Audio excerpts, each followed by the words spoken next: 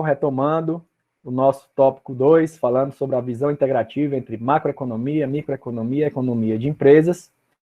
Vou retomar a projeção, apresentando, né, um desmembramento do cálculo do PIB, né, as três perspectivas de expressão do PIB, na ótica da produção, na ótica do consumo e na ótica da renda, para a gente poder trabalhar as primeiras equações macroeconômicas dentro do contexto, né, das propostas do Keynes. Então, temos aqui, de onde a gente parou, o PIB expresso nas suas três perspectivas, e vamos fazer aqui algumas considerações. Vamos olhar aqui primeiro a ótica da despesa. É o seguinte, pessoal, olhando aqui na ótica privada, vou até colocar em preto. A minha despesa, pessoal, pode ser consumo, tá certo? Mais investimento, tá bom? Tudo aquilo que eu recebo, tá bom? E eu tenho uma seguinte pergunta para vocês. Quem é que consegue, eu vou respondendo, né? Vão só refletindo comigo. Quem é que consegue investir, pessoal? Quem consegue investir são aquelas pessoas que, de alguma forma, conseguem poupar. Tá bom? Conseguem poupar. E o que é a poupança, de forma geral? É tudo aquilo que eu individualmente recebo, né? Meus salários ou os meus lucros, menos o que eu consumo. Eu preciso para comer, para me vestir, né? Para me transportar. Então, a lógica é que o que vai fazer, o que vai criar as condições para se fazer o investimento é quando eu tenho, antes disso, uma poupança. Uma poupança. Então, qual é a lógica, né, que eu vou apresentar para vocês? Né? A lógica aqui desse primeiro cálculo. Então, vamos aqui, ó, PIB, pela ótica da despesa, toda a riqueza gerada, né, vai ser igual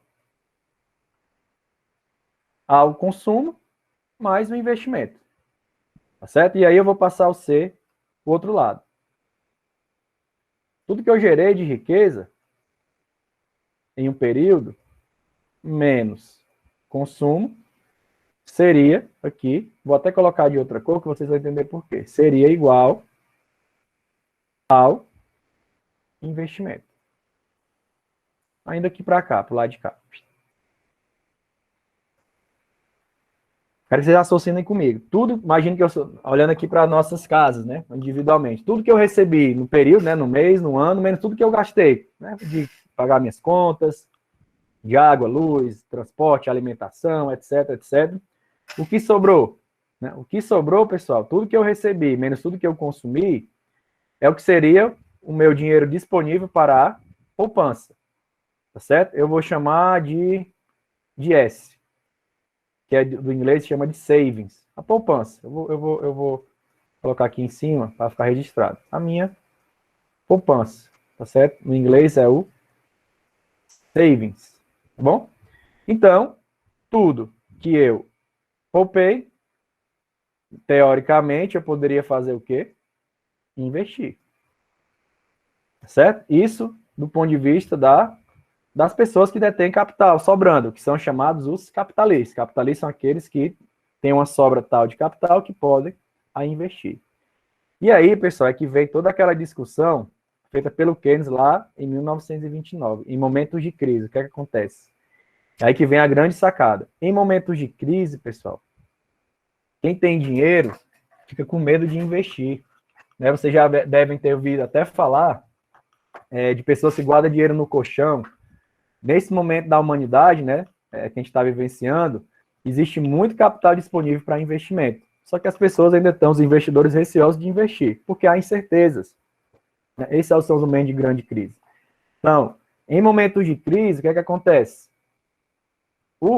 A poupança, aquela sobra de capital, não é investida. O que é que vai acontecer?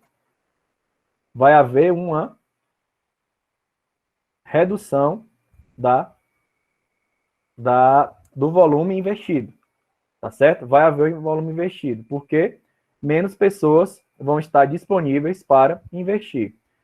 Ou seja, o valor investido vai ser menor do que a poupança que de fato tem. Eu coloquei ali para provocar vocês. O que eu tenho volume de poupança, o que sobrou, né, de determinado país, todas as pessoas daquele país, claro, algumas que conseguem só sobreviver, outras conseguem acumular mais, né, ganham mais do que de fato gastam para o seu consumo. E aí temos um problema. Quando eu tenho capital, recursos para investir, né, ou seja, eu tenho poupança que eu poderia investir, e eu não invisto, pessoal, isso aqui é justamente o chamado desemprego. Desemprego, pessoal, que é nada mais, nada menos quando aquela economia, aquela nação, aquela região tem recursos e eles não são empregados na economia. Esse é o desemprego. E o que traz mais, digamos assim, a criticidade, é justamente o desemprego com relação a fator de produção, mão de obra, fator de produção, trabalho.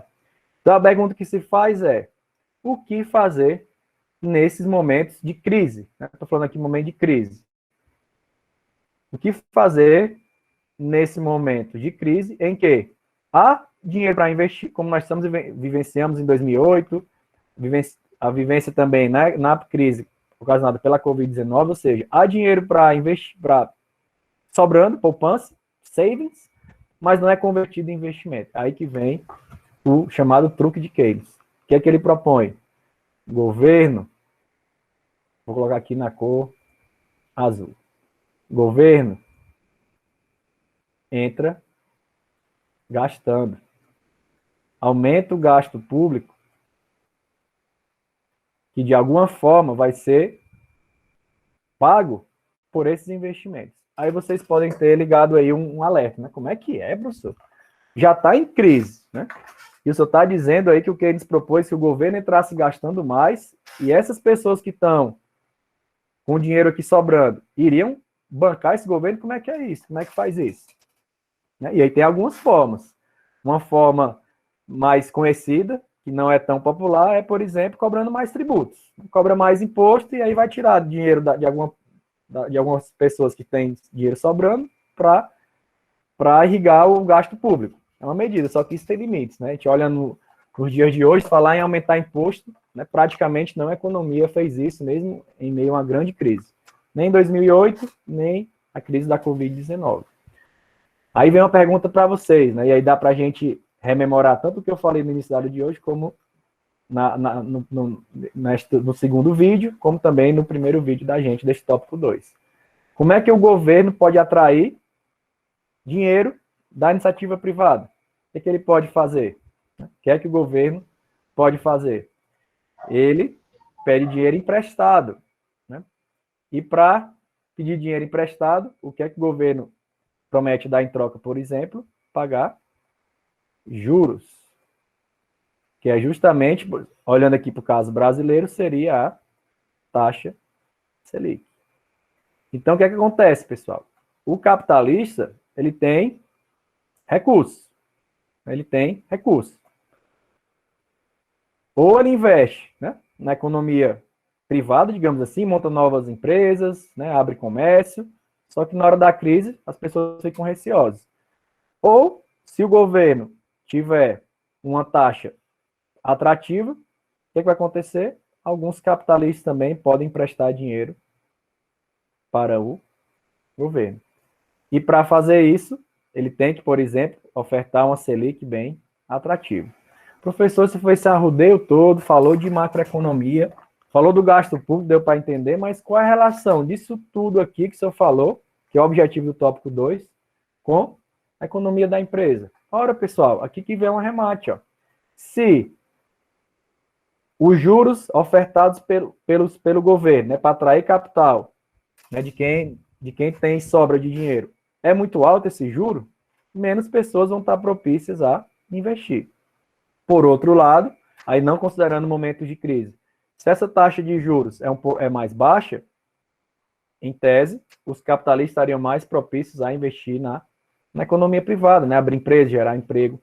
Então, mais uma vez, olhando aqui a primeira equação do Keynes, temos aqui uma relação entre a macroeconomia e a economia de empresa, né? A economia, falou economia de empresa, economia indo para mercado mesmo, né? Investindo não no governo, mas na iniciativa privada, tá bom? E aí vem uma seguinte questionamento. Professor, é muito fácil, então, né? Então, toda vez que tem crise, não tem problema, é só o governo pedir emprestado, aumenta juros e está tudo resolvido. Nada disso.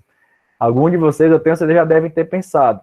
Quando a gente pede muito dinheiro emprestado, a gente na nossa casa, o governo, o que acontece?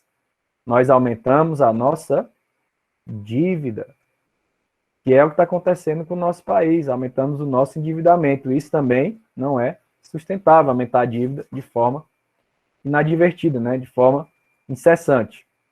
Então, o governo vive nessa corda bamba, em momentos de crise. Pergunta é, eu não posso deixar totalmente o mercado se autorregular, porque 1929 mostrou, isso a história mostra, que pode ter um problema grande, intenso. A gente tem que entrar na lógica do Keynes, isso aí contextualizando com esse tipo de pensamento, essa abordagem. O governo tem que entrar gastando. Como é que a gente pode aumentar o gasto? Cobra tributo, ok, mas tem um limite. Uma outra forma, pede dinheiro emprestado, ok, né, mas também tem um limite que é a nossa dívida. E teria uma terceira forma de aumentar o gasto. Como é que o governo poderia conseguir dinheiro para aumentar o seu gasto? Nem cobrando tributos, nem pedindo emprestado. Tem uma terceira forma. Precisa responder esse, vou fazer a pergunta de novo só para vocês pensarem comigo. Qual seria uma terceira forma de o governo conseguir grana e conseguir recursos para aumentar o seu gasto, para tentar manter a atividade econômica ali ativa e mitigar problemas com desemprego? Como é que o governo poderia juntar dinheiro? Né, conseguir dinheiro que não seja aumentando os impostos, os tributos, e não seja, por exemplo, pedindo dinheiro emprestado, que isso gera dívida. Como ele poderia também conseguir dinheiro? E aí a resposta é imprimindo dinheiro. Ora, o governo é dono da casa da moeda, imprime lá, coloca carimbo, imprime metal, cédulas. Então, muito simples. Emite dinheiro e gera os gastos e paga com o próprio dinheiro emitido. Tá bom? Então, uma segunda forma que eu vou colocar aqui para vocês seria emitindo moeda. Poxa, professor, que sacada, muito fácil, né? Vamos aumentar aqui a emissão de moeda e está resolvido. O governo, ele mesmo emite moeda, gera dinheiro para ele mesmo gastar e manter a atividade econômica. Só que, pessoal, como se diz, né, o céu não é tão perto assim não, né? Tem consequências também. Como quando o governo emite moeda demasiado, o que é que acontece, via de regra, nos países? Quando eu emito muita moeda, vai acontecer um outro fenômeno que nenhum país gosta de ter de forma descontrolada, que é o fenômeno da inflação. Certo? Então, veja aqui a corda bamba que os governos vivem em momento de crise. Temos aí 4 opções para simplificar. O primeiro, não faz nada, deixa o mercado aí se regular.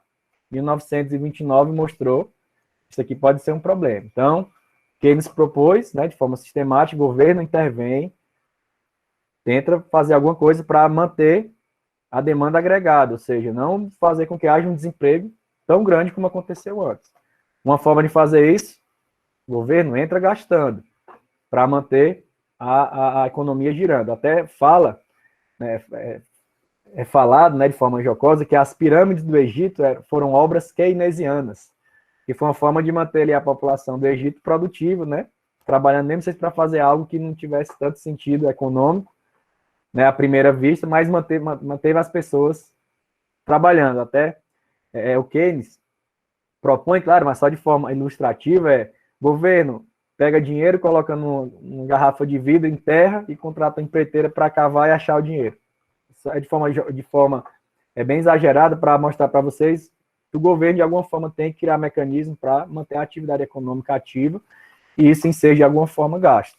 Agora, de onde é que vem dinheiro? O dinheiro não vai cair do céu. Quais são as formas? Uma primeira forma, aumentando tributos, mas tudo isso aí tem um limite, tá certo? É totalmente impopular e eu vou mostrar, isso vai ser mostrado para vocês até nas próximas aulas, como aumentando a carga tributária demais para até diminuir o nível de atividade econômica, de arrecadação para o próprio governo.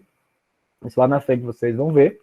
Segundo ponto, se eu não posso mais aumentar imposto, o que eu posso fazer? Pedir dinheiro emprestado.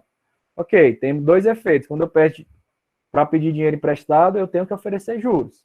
Então, se eu ofertar juros demais, quem é capitalista não vai querer investir na economia privada. Vai querer continuar investindo na economia, investir para o governo. Isso pode aumentar também, do ponto de vista do desemprego. E tem um limite da dívida, né? Não pode fazer de forma inadvertida, que a dívida pode aumentar a um patamar que fique descontrolado. E uma terceira forma, a inflação, né? A terceira forma, perdão, é a emissão de moeda. Eu sou dono da moeda, e vamos imprimir. Só que isso pode gerar inflação. Olhando aqui para o mundo real que a gente vive, Estados Unidos, União Europeia fizeram isso, tanto nas crises de 2008, como na crise da Covid-19, né, irrigaram a economia imprimindo dólar, né, e euro, respectivamente. Qual é a questão, falando aqui nos Estados Unidos? Por que não teve uma inflação tão grande lá? Teve algum tipo de inflação, mas não tão grande. Por quê? Porque, diferentemente dos outros países, como o Brasil, né, entre outros, a moeda americana, o dólar, ele é utilizado no mundo inteiro. No caso brasileiro, basicamente, só no próprio Brasil se trabalha com real. Então, automaticamente, aumentando a emissão de moeda de forma muito elevada, iria estourar a inflação, e vocês já ouviram falar, não vivenciaram por conta da idade, que até 94, eu vou mostrar os gráficos, do Brasil viveu um surto de inflação, né? Hiperinflação. Foram anos de inflação chegando a quase 1000% ao ano. Imagino que é ter inflação de mais de 40% ao mês, de mais de 80% ao mês. Isso era o Brasil há alguns anos atrás. Então, eu vou mostrar para vocês como é que, na história, o Brasil tem, de alguma forma, tentado contornar ou enfrentar as crises econômicas. E aí, para não falar lá de 1929, podemos falar de 2008 e da crise da Covid-19, como é que o Brasil tem enfrentado isso e os outros países do mundo. E aí eu vou conseguir mostrar para vocês agora as várias séries históricas para ajudar vocês a compreender como o país vence ou tenta mitigar, tenta combater as grandes crises econômicas do contexto da macroeconomia. Eu vou mostrar os slides para vocês. Professor, E aí, vai lá. eu queria saber se, dentre essas opções, tem alguma que é melhor, porque, assim, eu lembro do senhor falar na aula passada que se eu aumentar a inflação, a Selic também aumenta, não é isso? Isso. Tem esse efeito Então, também. assim, se eu começar investindo em aumentar a moeda, vai aumentar a inflação, vai aumentar a Selic, vai aumentar a dívida. Fica nesse ciclo mesmo? E Ou aí tem uma forma... pode incentivar pessoas a não investir mais na economia privada e querer emprestar mais para o governo. E isso Então, tem seria sentido que melhor... você falou, né? E eu vou mostrar o caso brasileiro, como é que a gente contornou isso. Eu vou mostrar historicamente, com números, como é que o Brasil tem enfrentado essa questão, que você comentou. Tá certo? Tá bom. Vou Tá. mostrar agora. Então, vamos aqui aos slides. Então, tem tudo aqui bem explicitado, só para vocês verem. A equação do lucro, ó, toda bonitinha, certo? Diagrama circular da economia, fluxo circular da economia. Mas vamos aqui, oferta e demanda, mas vamos aqui para o ponto, que é isso aqui. Certo? Como é que os países, aí olhando o Brasil, de alguma forma têm financiado, né, os seus gastos a mais para poder, de alguma forma, manter a atividade econômica do seu país, né, o governo dentro do seu país. Cobrança de tributos, mas isso tem um limite, já havia mencionado. Venda de títulos do governo, ou seja, pedindo dinheiro emprestado, ou emissão de moeda. Quais são as consequências? Pedindo emprestado aumenta a dívida pública e emitindo moeda, eu tenho inflação. Então, essa corda bamba aí que os governos, de alguma forma, têm, sobre essa corda bamba que os governos têm caminhado. Então, vamos aqui. E o que é o déficit público? Só para deixar claro, sempre eu falei, né, que o PIB, investimento, consumo, é sempre mensurado em relação a um período de tempo, né, a uma janela de tempo. Então, se eu gasto, o governo tem que aumentar muito o seu gasto, e isso é maior do que o que ele arrecada, eu tenho um déficit, né, que eu gastei mais do que arrecadei. Como é que eu cubro esse déficit? Emitindo mais moeda, tentando aumentar os impostos ou pedindo dinheiro emprestado. Né? Dá para fazer de forma combinada também. Então, o déficit público é aquela diferença ano a ano do que eu tenho com relação ao que eu arrecadei e o que eu gastei. Em momento de crise, a ideia do Keynes é que o gasto aumente. E o que é, então, a dívida pública? É o estoque de déficit ano a ano. O déficit é de um ano, por exemplo, e a dívida é o acumulado em toda a história do que o governo deve para outras pessoas. Então, pegando aqui, até um texto de 2014, o que fazer, política anticiclo em momentos de crise, né, como foi feito no caso brasileiro. Mas vamos aqui para os números, para vocês verem. Isso aqui é um retrato da inflação do Brasil. Né, e eu fiz todo um trabalho de atualização, atualizei até 2021. Está aqui desde 1980 até 2021. Então, esse gráfico de inflação é a inflação ao mês. Vejam aqui. Inflação ao mês. Então, olha o que era o Brasil, né, inflação de 15% ao mês, pessoal. E salvando, aí dava cerca de 200%. Né? Então, imagine uma inflação de 15% ao mês. Algumas medidas, né, do governo, aqui eu posso até dar um contexto histórico para vocês. Em 86, quem era o presidente era o Sarney. O que é que ele perguntava, né? O que é que ele perguntou para a equipe? De forma bem simplificada. Rapaz, o que é inflação? Doutor Sarney, né? Isso é equipe, claro, né? A inflação é um aumento de preço, né? Por exemplo, quando você joga mais moeda na economia, aquela quantidade de produtos, vão ficar mais caros, né? A quantidade de moedas para comprar aquele mesmo produto, já que a base monetária aumentou. Então a inflação é o aumento de preço, pois está resolvido. Eu sou o presidente, eu tenho o poder da caneta na mão, a partir de amanhã, ninguém mais pode aumentar preço. Se aumentar preço, vai fechar o comércio, vai ser preso, vai pagar multa. Isso aconteceu, pessoal. Você já deve ter ouvido falar que foi o congelamento de preço. Veja o que aconteceu com a inflação. Olha que beleza. De 15% ao ano foi para zero. Né? Só que foi o que aconteceu. Então, imagine, olha, o quilo arredondando, o quilo da picanha agora não pode ser acima de 10 unidades monetárias. Um quilo de arroz não pode ser acima de 2. Se aumentar, o preço vai ser preso, o empresário a loja vai ser fechada. Foi o que aconteceu, pessoal. Aí vocês têm que lembrar aquela lei da oferta e da procura, aquele equilíbrio de mercado. A preços muito baixos, né? Imagina, um quilo de picanha a R$10. Poxa, todo mundo queria comprar, né? Os consumidores. Mas quantas pessoas queriam ofertar? Criar o seu gado, engordar o seu gado, fazer o abate, né? Colocar lá na loja, né? Embalar e vender para a pessoa. Pouquíssimo. Então, o que aconteceu? Houve escassez de produtos, faltou produto no mercado. Filas para comprar produto, porque os comerciantes não queriam ofertar. Né? E rapidamente é chamada uma medida econômica esdrúxula, porque chegou ao ponto de o governo contratar laçadores de gado para ir nas fazendas laçar gado para ser abatido e alimentar as gôndolas do supermercado, dos açougues. Faltou produto, pessoal. Faltou produto no mercado. Então, rapidamente, poucos meses depois, essa ideia foi deixada de lado, a inflação galopou, né? Galopou. Continuou, teve a eleição de um novo presidente, no caso, o Fernando Collor, e olha a inflação quando chegou aqui ao mês, quase 83% em um mês, pessoal. Então, imagine que você ganhou 1.000 unidades monetárias, no final do mês, aqueles mesmos 1.000 poderia comprar 170 em termos de produto. Ou seja, o dinheiro queimava na mão, o dinheiro perdia valor. A inflação, o aumento dos preços causado pela inflação, o que é que causa na prática, na vida das pessoas? É a perda do valor do dinheiro. Né? O dinheiro perde valor, queima na mão, digamos assim. E quem é que mais sofre com esse problema? São as pessoas mais pobres, justamente porque são elas que, via de regra, não são bancarizadas. Até com a crise da pandemia, houve um processo de bancarização no Brasil, né? Para fim de pagamento do auxílio emergencial. Porém, né, ainda há uma população, uma boa parcela que não é bancarizada, e nessa época ainda mais. Aquelas pessoas, né, classe média e as pessoas mais abaixadas que tinham acesso ao sistema financeiro, pudessem deixar o seu dinheiro ali hospedado numa conta poupança, por exemplo, poderia ser esse valor reposto, a correção inflacionária.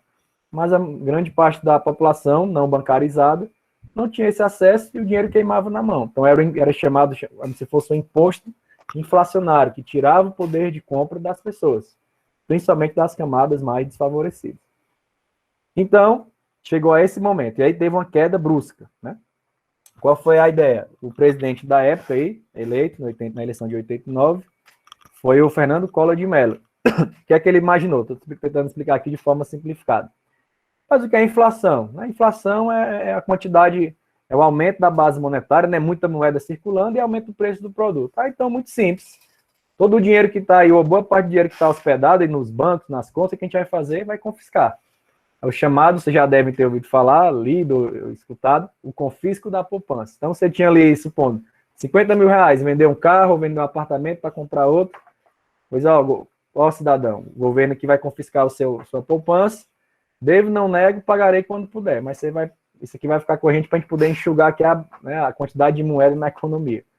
Deu certo? Olha aqui, zerou a inflação, né, praticamente. Mas rapidamente, pessoal, descontrolou. Pessoas se suicidaram, pessoas que, né, tinham feito um planejamento, vendido um imóvel, um bem para comprar outro, ficaram sem um recurso. Então, rapidamente, a inflação descontrolou novamente, e isso criou um ambiente no país para desconstituir politicamente o Fernando Collor de Mello, e aí suscitou o seu processo de impeachment, e ele saiu lá no final de 92.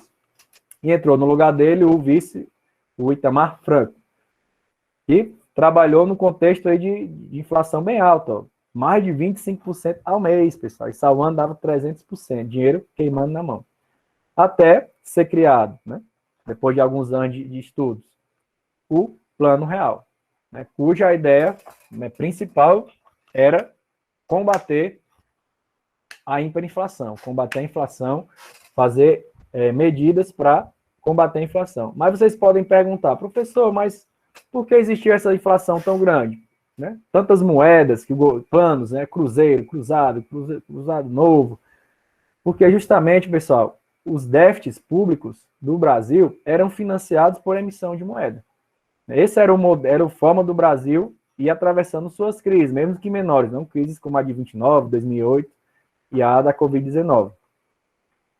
E, em 94, esse modelo de financiamento déficit por meio da inflação foi deixado de lado. Qual foi a ideia?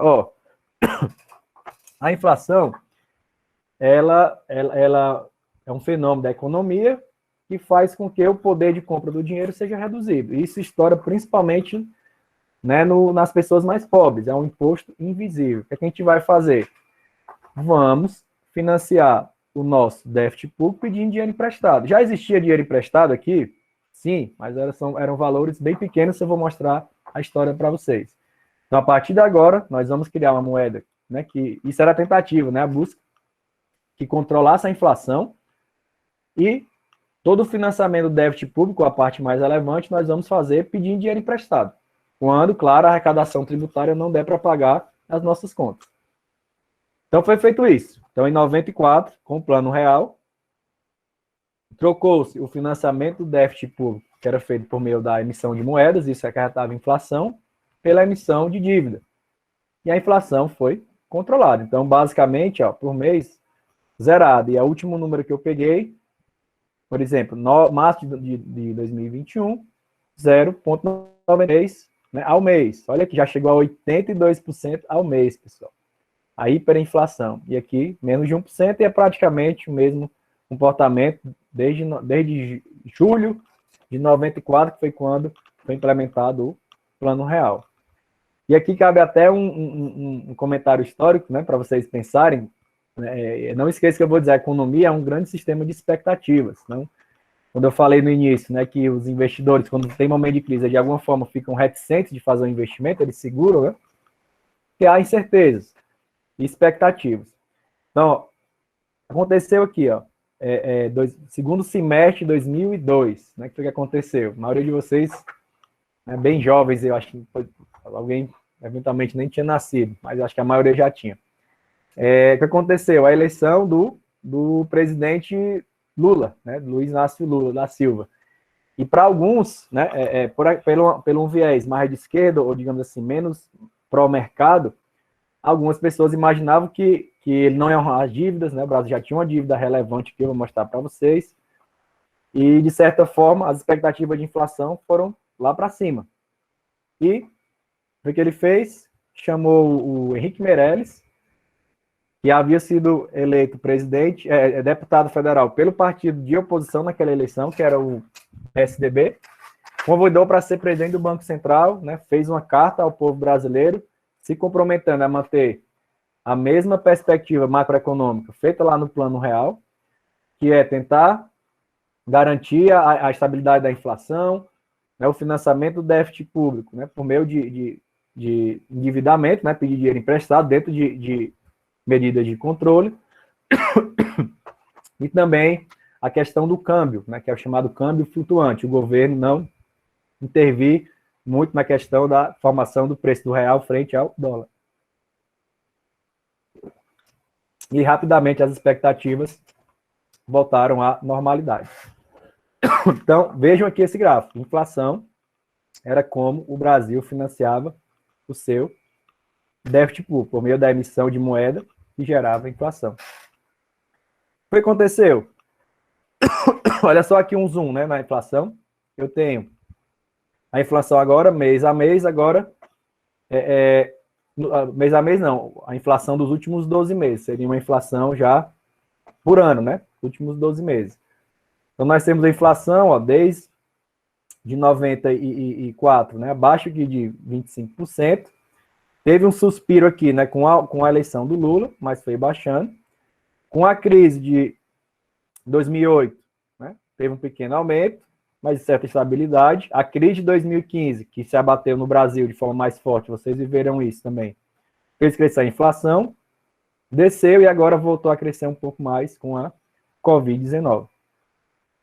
E aí, depois de fazer esse zoom, vou mostrar para vocês o comportamento da dívida pública brasileira, como eu falei, né? O Plano Real, de alguma forma, estabeleceu a troca dessa forma de pagamento, né? E como é que vai ser remunerado? Vai pagar, como é que vai ser pago mesmo? O déficit público, financiado, o déficit público trocou a inflação, emissão de moeda por dívida. Então, temos aqui a dívida do Brasil. Aqui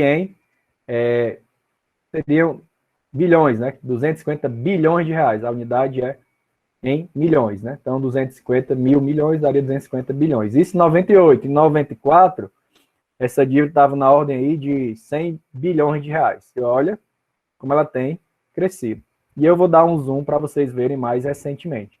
Então, praticamente era zerada, né? Em 94, 100 bilhões de reais. E ela foi crescendo, crescendo. Então, temos aqui o gráfico mais recente, partindo aqui da casa já de 1 trilhão de reais. Como é que nós estamos hoje?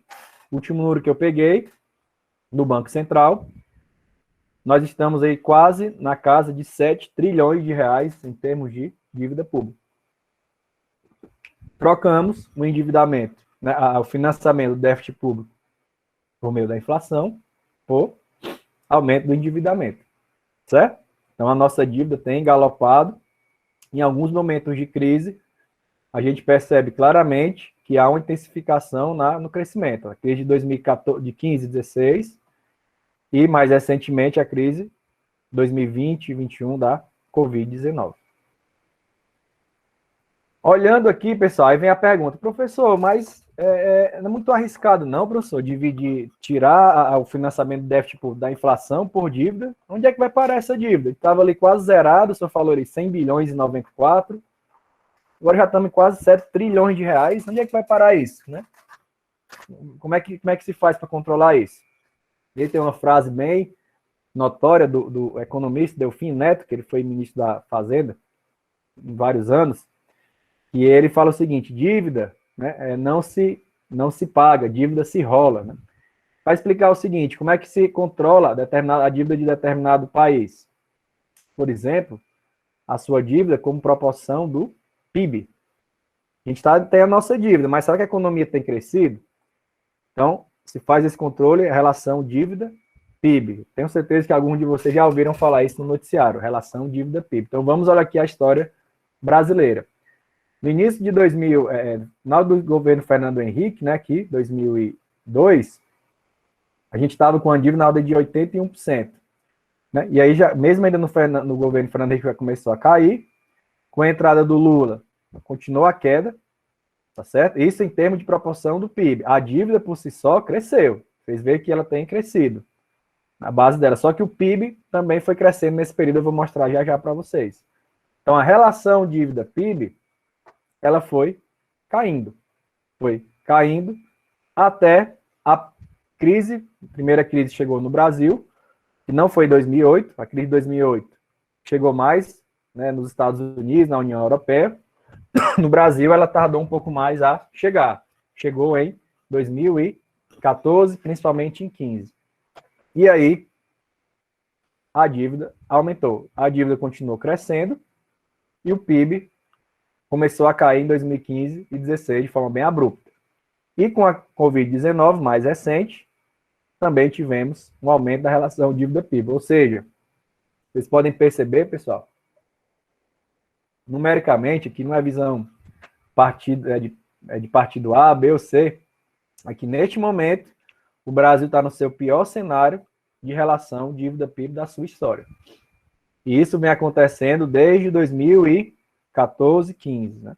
Então, já 3 governos passaram, né, de alguma forma, com a relação dívida-PIB crescente.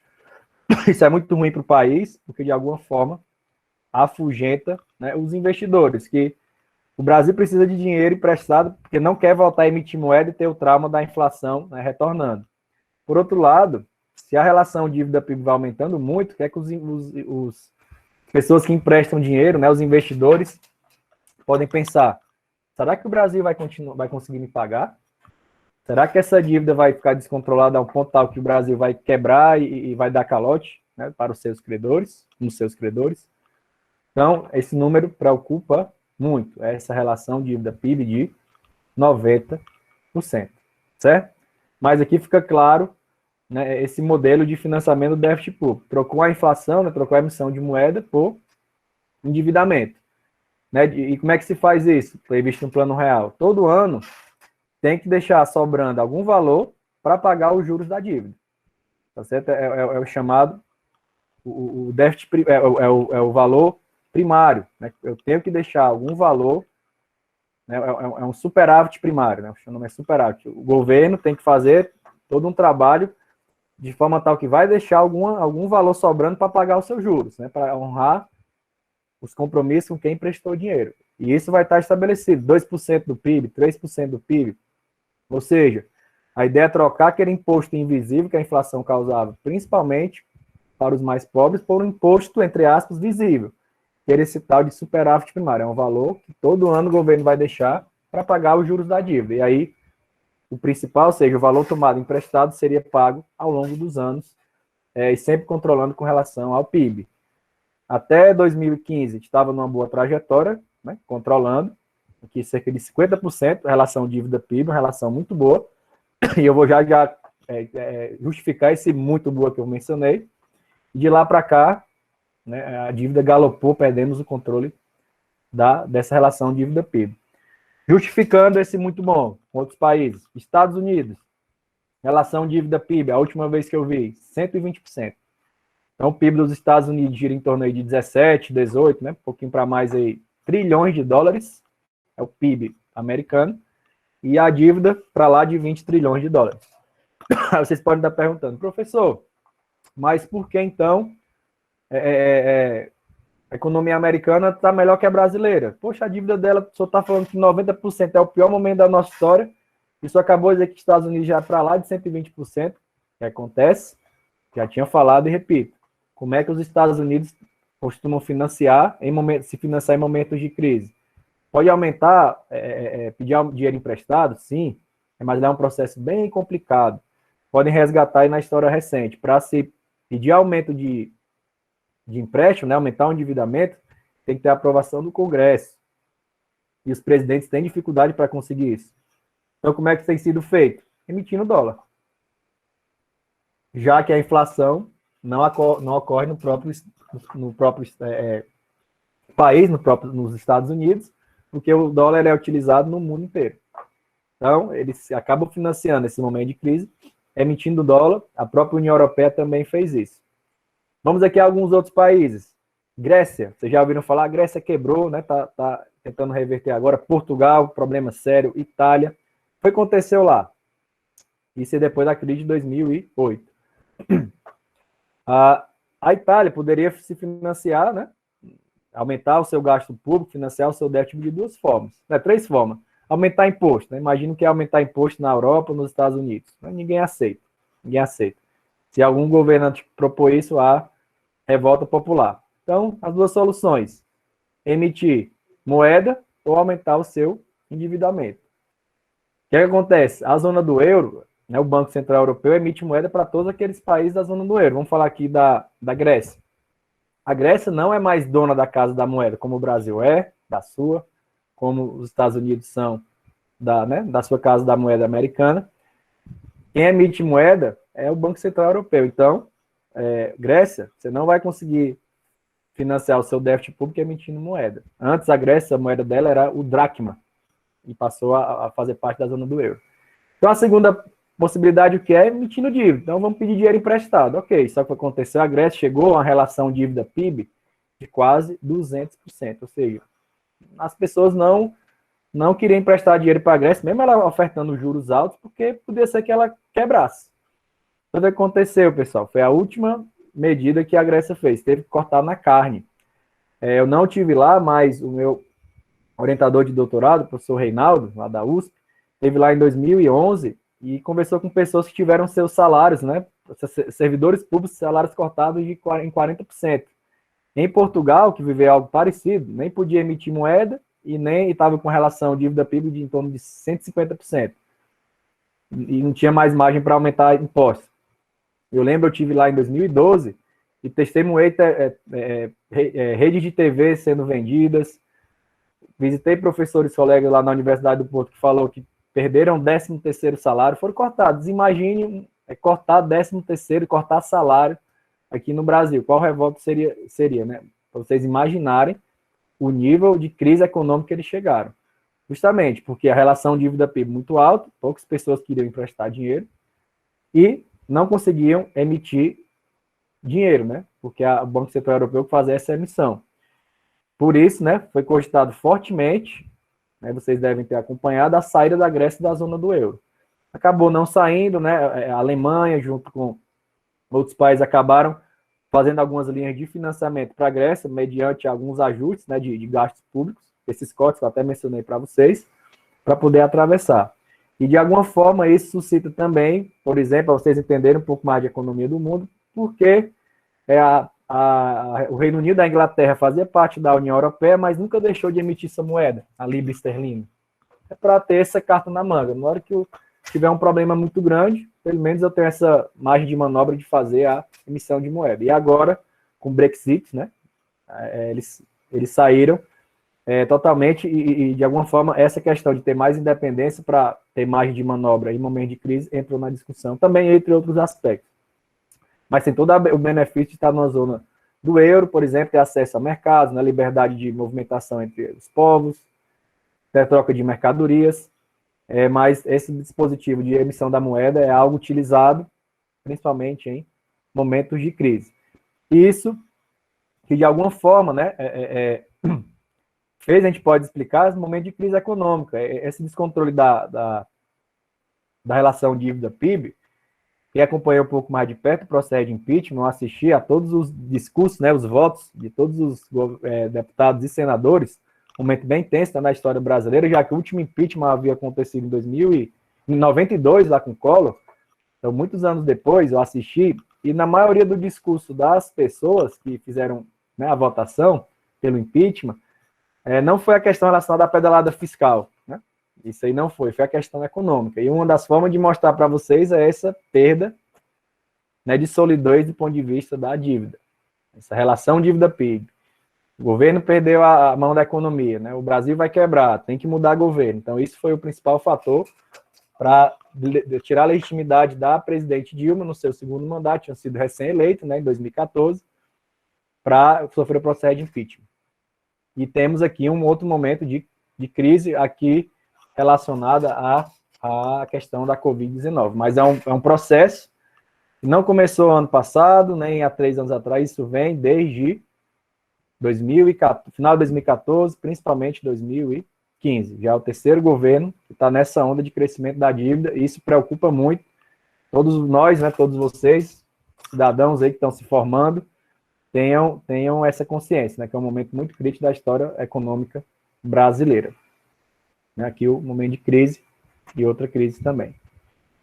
E aí vem uma pergunta para vocês. Beleza, professor. Então, você está falando no contexto que o Brasil trocou o financiamento do déficit por meio da inflação por pedir dinheiro emprestado. Mas o que é que faz as pessoas emprestar dinheiro para o governo? Vocês já sabem o que é. É promessa de pagamento de juros. Qual juros nesse caso? A taxa Selic, no caso brasileiro. Então aqui tem uma série histórica para vocês verem a Selic. Olha, no início lá de 95, a Selic chegou a mais de 60% ao ano, pessoal. Claramente uma tendência de queda, mas vocês imaginam que emprestei 1.000 para o governo, no final do ano recebi 1.600. E a inflação ali de alguma forma controlada. Então foi um momento de muita atração de investidores ou pessoas querendo emprestar dinheiro para o governo. Por outro lado, foi um momento de falta de crescimento econômico, principalmente do ponto de vista do emprego. Eu vou mostrar para vocês as séries. Atualizando um pouquinho mais, olha aqui, trazendo aqui para 2021, certo? Então, a gente vê claramente uma tendência de redução da taxa de juros Selic. Podemos ver que um momento lá em 2012, uma queda, né, nessa primeira parte da série histórica, chegando a 7,25%. Desemprego aqui estava bem baixo, e com a questão da crise econômica, tivemos o aumento da taxa Selic para 14,25%. Justamente esse momento de crise, financiar o déficit público para atrair mais investidores, de alguma forma, foi aumentada a taxa de juros Selic por um tempo e ela voltou a cair. E a tendência atual, ela está, né, neste período, março de 2021, posicionamento dela 2,75%, há uma tendência de crescimento até o final do ano de 2021, por exemplo. Então, isso é sempre, tem que ser acompanhado. A cada 45 dias, o Copom, Comitê de Política Monetária, lá ligado ao Banco Central, faz a estimativa da taxa de juros Selic para o ano. Bom, mas neste momento que está projetado aqui no slide, nesse período, é a menor taxa de juros Selic da história brasileira recente, pelo menos dos últimas décadas. Entrando aqui no PIB, pessoal, para vocês considerarem, né, compreenderem melhor aquela relação dívida-PIB, mesmo a dívida crescendo, né, porque a relação dívida-PIB cresceu. Então, eu peguei aqui o PIB em reais desde antes, né, do chamado regime militar, lá na década de 62 até 2020, que é o último ano em que foi apurado o PIB. O PIB é apurado trimestralmente, né, então consolidando em anos, seria 2020 aqui, a série que eu trouxe para vocês.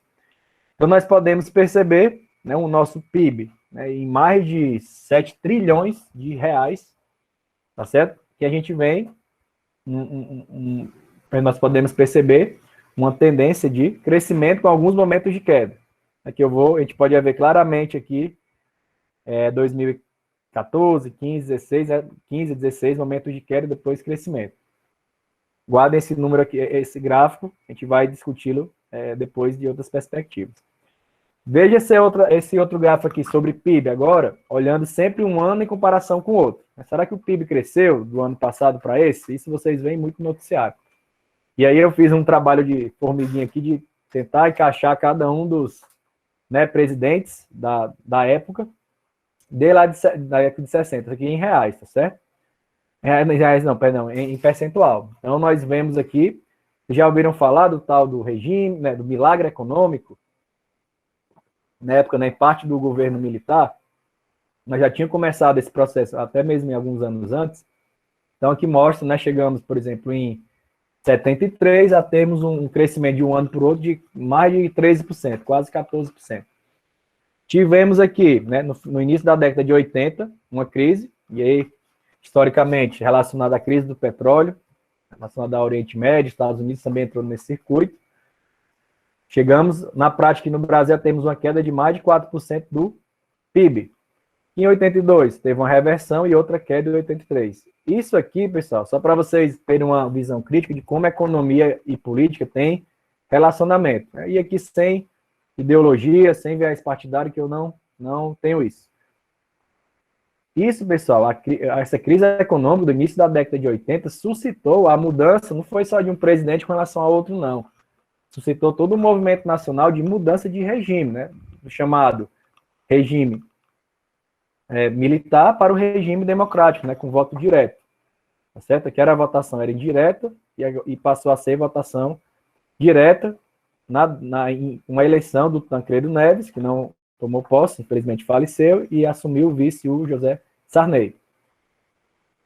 Conseguiu retomar o crescimento ano após ano, mas já no final, 88, 89, 88 principalmente, e 90, perdeu no caso Sarney até 89, né?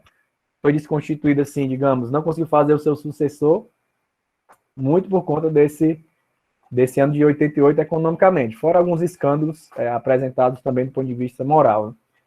Entrou o Collor de Mello em 90, já com a grande crise, teve um aumento, tentou fazer aquela ideia do confisco da poupança, né? Não reverteu a situação de inflação, tampouco o PIB, rapidamente se desconstituiu como liderança política do Brasil, sofreu processo de impeachment, entrou o Itamar Franco, aqui em 93, 94, de certa forma conseguiu atravessar, e o Plano Real, como havia falado, diminuiu a inflação. Né? E mesmo assim conseguiu ter, né, um aumento da economia. Isso foi geração de riqueza para as pessoas que foram às compras. Então, foi gerada uma sensação de aumento de riqueza na população. E aí o Itamar Franco conseguiu fazer o seu sucessor, a pessoa que ele apoiou, de certa forma, um desconhecido na política, na época, o Fernando Henrique Cardoso, que era mais uma pessoa ligada às relações exteriores, que havia sido chamado, mesmo não sendo economista, para liderar a equipe do Plano Real, né, que tinha um núcleo econômico e um núcleo político.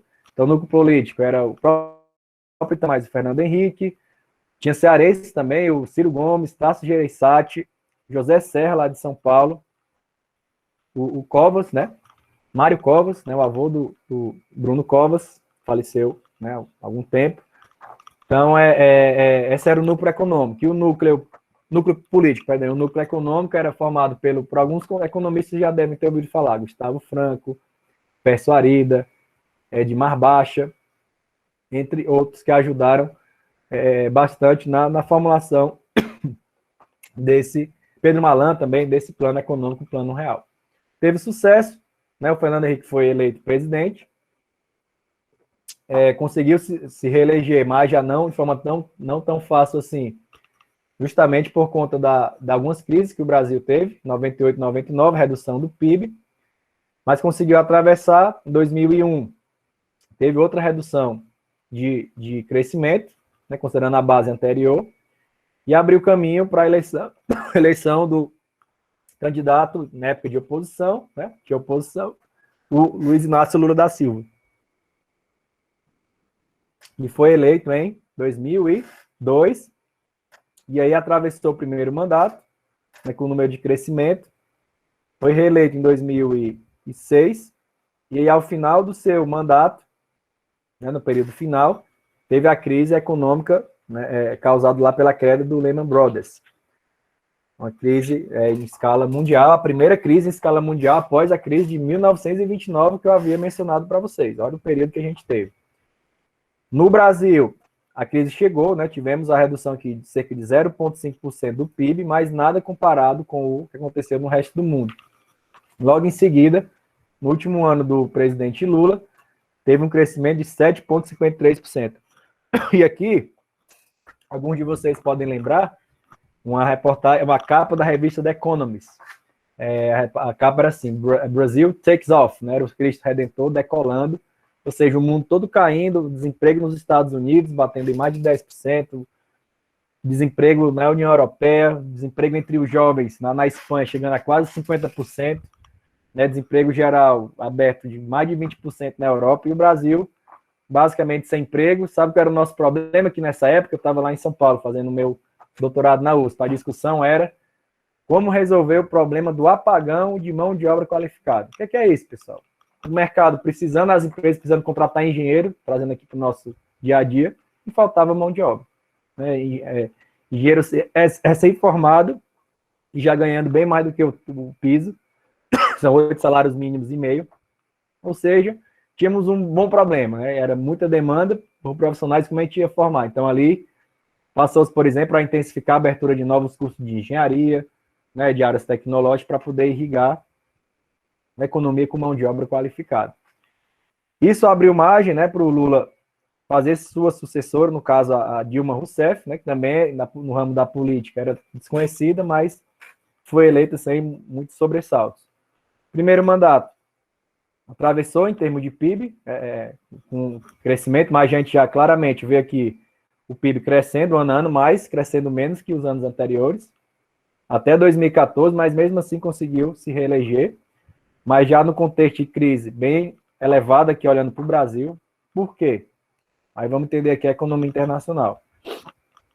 A crise de 2008, né, se abateu fortemente nos Estados Unidos e na União Europeia.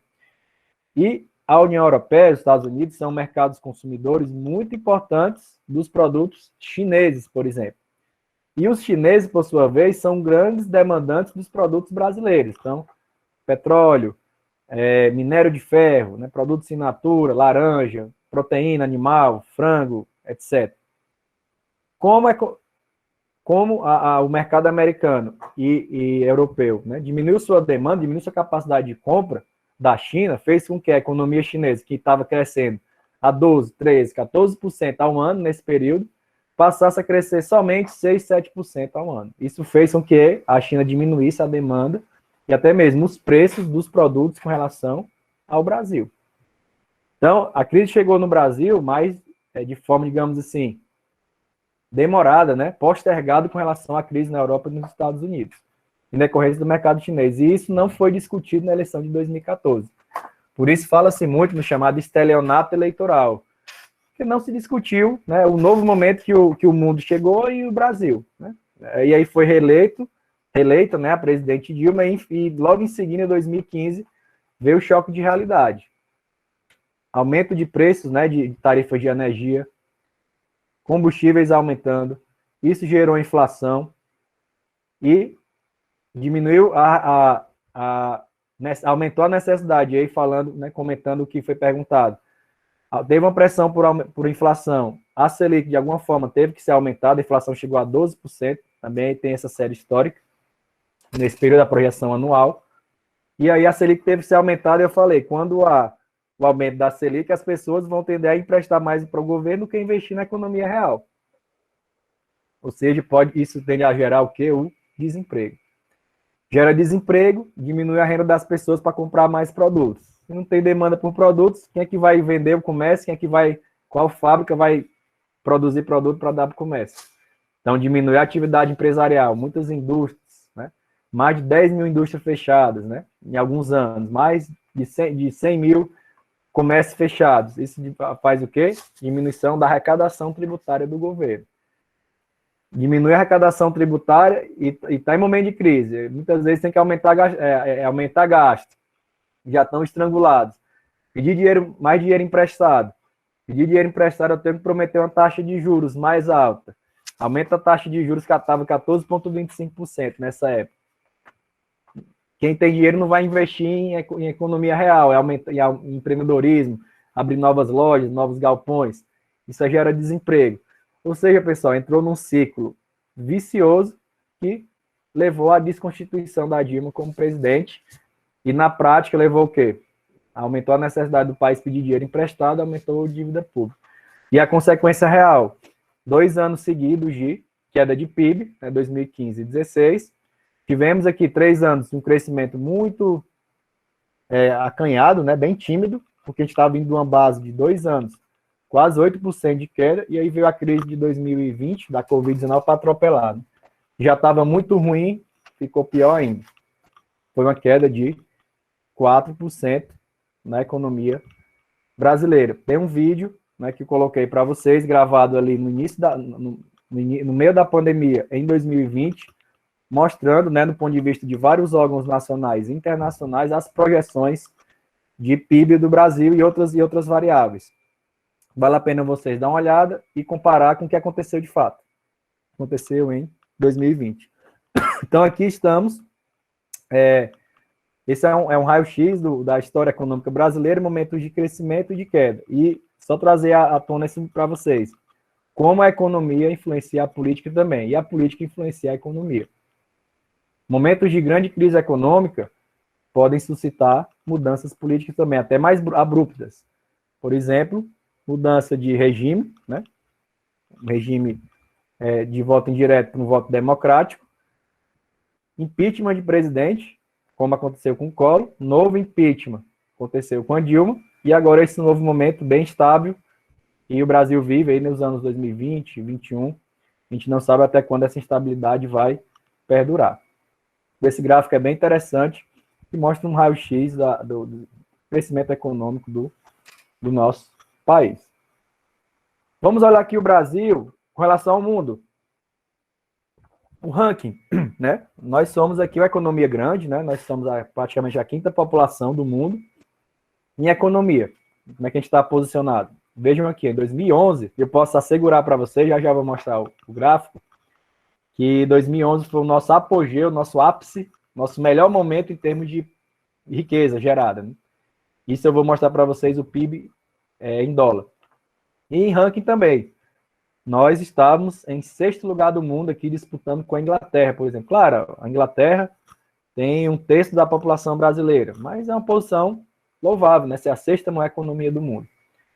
E de lá para cá, mantemos aqui uma certa estabilidade, até 2014, em 2015 para cá, ladeira abaixo, 9º lugar, disputando com o Canadá, e o Canadá tem uma população de pouco mais de 30 milhões de pessoas, né? Bem menor que a brasileira. E agora, infelizmente, depois da crise da Covid-19, caímos para a 12ª economia do mundo. Somos a 5ª população e a 12ª economia do mundo. Muito ruim, né? Então, a gente voltou para como se fosse aqui 2004. Né? Quantos anos a gente regrediu. E esse gráfico aqui, eu vou encaminhando para o final deste vídeo, né? Depois a gente complementa. Eu vou mandar para vocês. Nós temos a nossa projeção do PIB, né, nosso histórico de PIB em dólar. Por que é importante calcular isso em dólar? Porque a gente, de alguma forma, consegue comparar em termos de poder de compra. E o dólar é uma moeda mais estável, né? Por exemplo, que comparado com o real. Então, veja que gráfico interessante. Mesmo com todo o crescimento percentual, na época do chamado regime militar, tivemos um crescimento, tá certo? Que ele foi diminuído no início da década de 80, né, isso tirou a legitimidade do próprio regime da época, houve a redemocratização, tivemos um aumento, tivemos uma queda aqui nos anos do presidente Collor, tivemos um aumento mais vigoroso com o Itamar, e foi mantido aqui no início do Fernando Henrique, né, mas já começou a cair no final do governo do Fernando Henrique, mesmo assim ele conseguiu se reeleger, mas não conseguiu fazer o seu sucessor, perdeu legitimidade, né? E saiu com baixa popularidade. O Lula pegou o governo já no final de 2002, já com a tendência de crescimento, né? E aí botou desse movimento que eu falei para vocês, né? De um mercado internacional pujante, né? China comprando praticamente tudo que o Brasil produzia. Vivenciamos na história econômica, né? O maior período de crescimento, né? Dependendo desde a década de 60, isso em dólar. Crescemos de forma bem vigorosa, crise de 2008, ficamos praticamente estáveis e logo em seguida crescemos. E aqui, nesse momento que vê aquela reportagem da revista The Economist, né? Brazil Takes Off. E aí, em 2011, já com a Dilma, né, presidente, primeiro mandato, chegamos ao nosso ápice, 2,6 trilhões de dólares, né? A nossa economia, quanto se gerou no Brasil em um ano em dólares.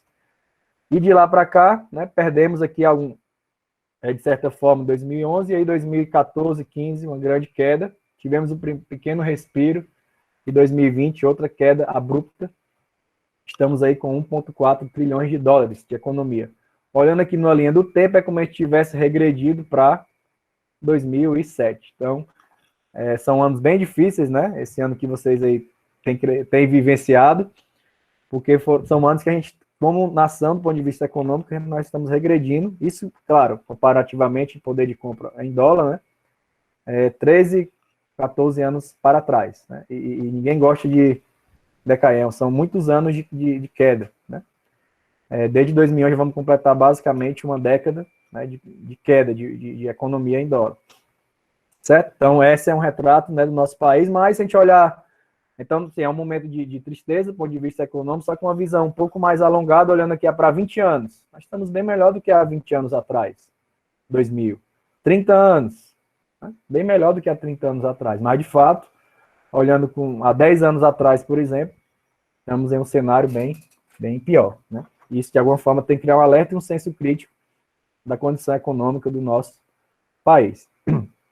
Seja, percentualmente, tivemos uma queda do nosso apogeu de quase 50%, 44% da nossa riqueza comparada em dólar. Certo, pessoal? Então, fica por aqui esse vídeo, e aí eu vou gravar um outro vídeo fazendo encerramento, falando aqui um pouco do PIB per capita, né, como a nossa população ficou mais pobre, e outros indicadores como dólar, como desemprego, e a gente encerra esse tópico 2. Eu vou parar aqui a gravação e deixar alguns minutinhos aqui para a gente discutir.